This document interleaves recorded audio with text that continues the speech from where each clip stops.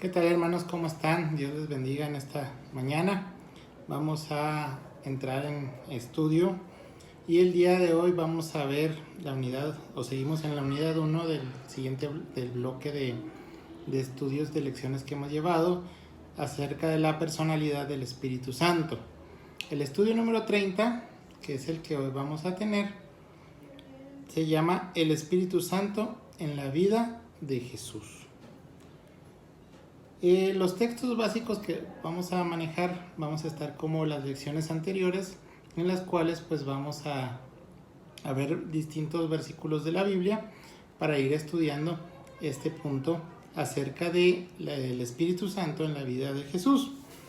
El texto para memorizar y aplicar en la vida se encuentra en Lucas 3:22 y dice así: y el Espíritu Santo descendió sobre él en forma de corporal como paloma. Luego vino una voz del cielo: tú eres mi Hijo amado, en ti tengo complacencia. La verdad central, hermanos, nos dice que toda la vida de Jesús estuvo de tal modo bajo el dominio del Espíritu Santo que su obra fue la obra de Dios. Hemos estudiado, hermanos, acerca del Espíritu Santo, de su naturaleza, de todo lo que podemos mencionar acerca de lo que representa el Espíritu Santo en la vida del cristiano. En esta ocasión, hermanos, pues no es la excepción. Vemos una situación bastante interesante. Siempre hemos hablado, hermanos, acerca de que Jesús pues ha estado, o la relación que había entre Jesús y el Padre, o sea, el Hijo y el Padre, pues siempre se manifiestan y como que nos queda muy claro esta relación. Cuando nos dice que Jesús, o cuando le dice Felipe que le muestre al Padre y que le dice, o le responde Jesús que el Padre y él uno son. Cuando nos habla acerca de la viña, donde dice que pues, el Padre, que Él es la vid y nosotros los pámpanos, y pues el Padre también juega un rol dentro de esa viña como labrador. Y aquí, hermanos, pues vemos, como el dueño de la viña. Y aquí, hermanos, pues vemos una situación muy especial. Básicamente no detectamos o no nos quedaba muy claro la relación entre Jesús y el Espíritu Santo.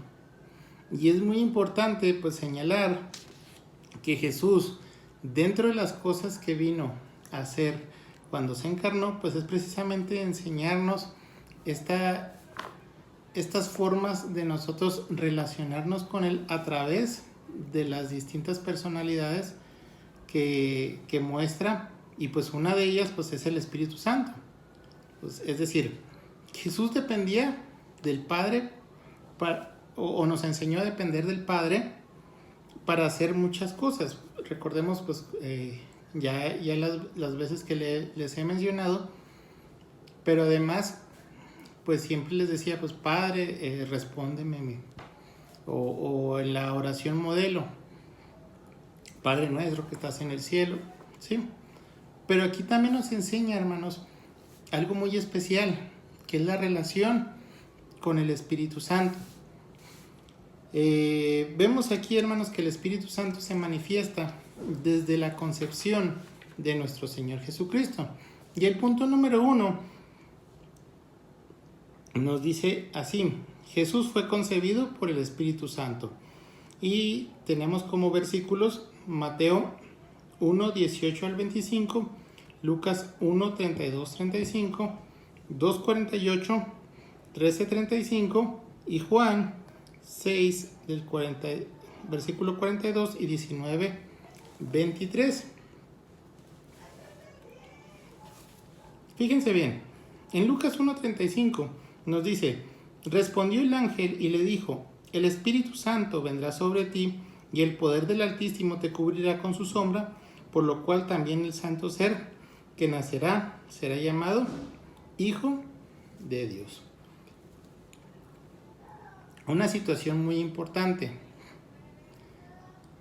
Recordemos, hermanos, que cuando el hombre cae, en pecado, o cuando Adán cae en pecado, y Dios pues los descubre, empieza a decirles, habla acerca de la serpiente.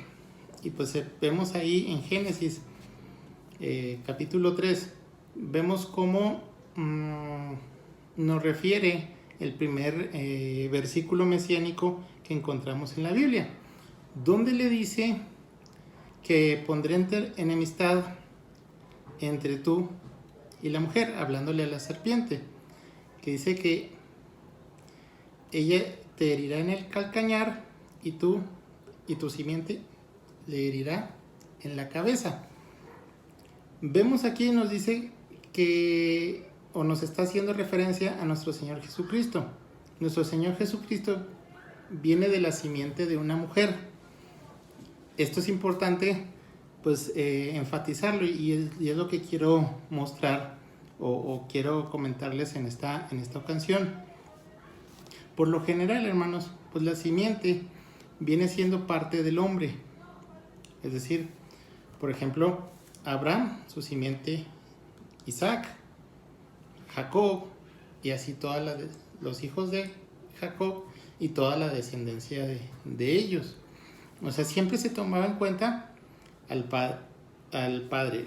Y aquí en este versículo pues nos está hablando acerca de que la simiente de la mujer pues va a ser el que va a herir a la serpiente. Entonces nos está haciendo referencia a el nacimiento virginal de Jesús, pero ¿a través de qué? Del Espíritu Santo. Entonces es la encarnación de Dios, y para que hubiera esta encarnación pues tuvo que haber una concepción milagrosa a través del Espíritu Santo. En los versículos 32 y 35 dice, Jesús habría de ser el santo ser, hijo de Dios, hijo del Altísimo. Ya lo hemos manifestado varias veces en estos estudios, que Jesús, al llamarse hijo de Dios, pues era o se asemejaba igual que a Dios en la cultura judía. ¿Sí? Entonces nos dice que la naturaleza divina de Cristo se debería a la intervención del Espíritu Santo. Otra cuestión por la que Jesús no podría nacer de un hombre o ser concebido por un hombre, como lo somos todos los seres humanos, era precisamente por la maldición que había sobre los reyes de Israel o sobre la descendencia de David.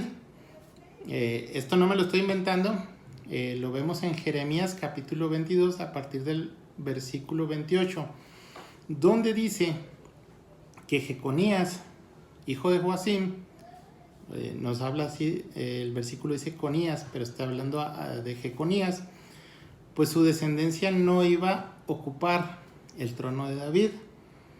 ¿Y cuál era la característica del Mesías? Pues que iba a ser un hijo de David. Para esto, hermanos, pues intervino lo que fue la descendencia de José. O sea, José también era parte fundamental del núcleo o de la familia nuclear, que a pesar de no ser el padre biológico, pues sí le daba, al momento de darle cabida en su descendencia, pues lo hacía parte de la genealogía de David, que es la que nos marca en el libro de Mateo. Entonces, una cuestión importantísima, hermanos, pues ¿por qué? Porque al no ser hijo de José, no es simiente de Jeconías, y pues Dios les dijo en esa ocasión que su descendencia no tocaría o no se sentaría en el trono de David. Entonces, si realmente hubiera sido hijo de José, pues entonces no podría sentarse en el trono de David o no podría ser parte de la descendencia de David. Entonces, pues no tendría derecho al trono, el cual pues está escrito en las profecías. Pero aquí, hermanos, la situación está, o lo especial es, que fue concebido por el Espíritu Santo. Entonces, al momento de ser concebido por el Espíritu Santo, adoptado, entre comillas, por José, obtuvo estas dos cuestiones y cumplió con ello la profecía. Entonces vemos aquí, hermanos, que nos dice que seguramente la evidencia más contundente del nacimiento virginal es la persona misma de Jesucristo y la falta absoluta de pecado en su vida. Entonces ya no venía arrastrando toda esa cadena de pecados desde Adán hasta nuestro Señor Jesucristo, sino que se interrumpe. ¿Por qué? Porque fue concebido por el Espíritu Santo. Bien, segundo punto. Nos dice, Jesús fue ungido por el Espíritu Santo y nos dice Jueces 9:8, 15, primer libro de Samuel 9:16, 12:3 y 5, Salmos 20:6, Isaías 61:1, 2, Daniel 9:25, Lucas 3:21, 22, 4:18, 6:16 y 17 y Hechos 10:38. Varias veces, hermanos, vemos que se nos menciona cómo Cristo pues intervenía con el Espíritu Santo. En esta ocasión, hermanos, pues vemos que fue ungido por el Espíritu Santo. La palabra Cristo, hermanos, eso significa el ungido, que es, pero está en griego. Lo trasladamos al idioma hebreo y pues es la palabra Mesaya o Mesías, españolizada. Entonces aquí, hermanos, pues vemos aquí que esta palabra pues refiere precisamente a esa unción que tuvo y que la vemos materializada, hermanos, aquí en la tierra en la ocasión de su bautismo. Sin embargo, vemos aquí en algunos versículos cómo Cristo se apropia de estas profecías que vienen en Isaías, en específico en el capítulo 61, 1 y 2, para referirse a él mismo, donde dice, el Espíritu del Señor está sobre mí, porque me ha ungido para anunciar las buenas nuevas a los pobres. Esta es una cita del Antiguo Testamento en Lucas 4, 18a. Lucas declara en Hechos 18:38 que Dios le ungió a Jesús con el Espíritu Santo y con poder. El ungimiento, hermanos, recordemos que era una práctica antigua en las tribus o en los pueblos orientales. A la persona se le untaba o se le dejaba caer grasa o aceite mezclado con algunas hierbas aromáticas y se dejaba a la intemperie para que el calor del sol pues lo absorbiera. Se ungía pues con varios propósitos. Pues uno era el efecto medicinal, como muestra de hospitalidad, para significar un honor especial y en preparación para ocasiones especiales. El empleo más significativo de la unción, hermanos, pues era a los reyes. Cuando ellos, pues les era derramado el aceite y pues se entendía por esa acción que ellos eran elegidos como reyes, en este caso pues de Israel. Entonces, recordemos pues que nuestro Señor Jesucristo pues también tiene esa calidad de rey o es el rey de su pueblo. Entonces, pues la expresión del ungido del Señor pues es aplicado precisamente a esta situación. Es interesante, hermanos, que Mesías como un título especial nunca se emplea en el Antiguo Testamento para referirse a nuestro Señor, salvo en Daniel 9:25. Así que el título de Cristo en el Nuevo Testamento es equivalente al griego del Mesías, que era, como les comentaba hace unos momentos. Y entonces, ¿cuándo o en qué momento, hermanos, vemos esta situación donde se materializa la unción de Jesús? Pues es precisamente, como les comentaba, al momento en que Él es bautizado, el momento de la inmersión, cuando emerge, dice así la Biblia en Lucas 3, 21 y 22, el cielo fue abierto y el Espíritu Santo descendió sobre él en forma corporal como paloma. Luego vino una voz del cielo: tú eres mi Hijo amado, en ti tengo complacencia. Entonces, hermanos, pues aquí vemos una situación especial, pues como nuestro Señor Jesucristo, pues hubo un momento en específico donde se vio, o sea, esta unción o esta situación del Espíritu Santo en él. Y el tercer punto nos dice que Jesús fue guiado por el Espíritu Santo. Mateo 12:28, Lucas 4:1, 11:20, Juan 1:33, Romanos 8:11 y Hebreos 9:14. Bien. El Nuevo Testamento, hermanos, nos hace ver que la vida de Jesús todo su ministerio estuvo guiado por el Espíritu Santo. Vemos aquí, según lo que dice el estudio, dice: Juan el Bautista informa que el Espíritu bajó para posar sobre él, o sea, permanecer sobre Cristo, Juan 1:33. Lucas declara que el Espíritu llenó a Jesús y luego lo llevó al desierto para el encuentro definitivo con Satanás.